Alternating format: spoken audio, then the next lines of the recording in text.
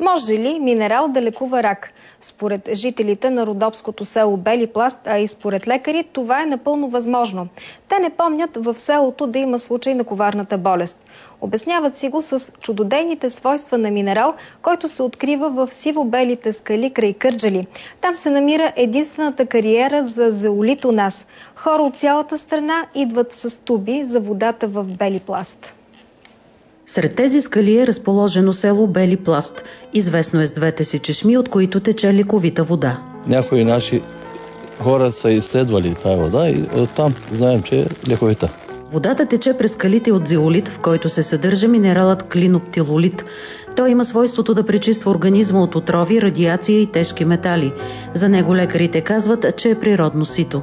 Попадайки в храносмилателния тракт, той действа като един филтър на всички отпадни продукти в организма. Това позволява организма да се освободи от шлаките. Доктор Атанас Ангелов е изпробвал върху себе си действието на минерала, но едва преди 3 години разбрал каква е силата на магическия камък. Жената се почувства добре, оплакванията изчезнаха и може би след още няколко месеца при направените изследвания се оказа, че метастазите в белия дроб вече ги няма. Да. Според лекарите обаче минералът не е панацея. Той е едно прекрасно средство като допълнително лечение към всички тежки заболявания. За тази вода идват хора от цялата страна. Пълнят туби и бидони. Вярват, че тя ще излекува близките им.